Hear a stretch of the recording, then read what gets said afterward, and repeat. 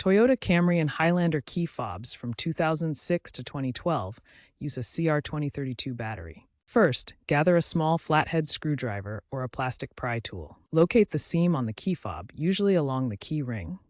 Gently insert the tool into the seam and twist to pop open the clips. Some Highlander models may have a small screw that needs to be removed first. Be careful to avoid excessive force to prevent cracking the case. Avoid using metal tools to prevent scratches or electrostatic discharge. Carefully remove the old CR2032 battery using the screwdriver tip, avoiding touching the circuit board.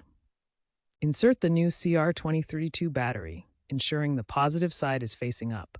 Snap the key fob case back together. Test the remote by pressing the lock and unlock buttons. If the remote is unresponsive, reprogram it by turning the ignition to the on position and pressing the lock button on the fob within 40 seconds. Consider using long-life batteries from brands like Energizer or Panasonic for extended use.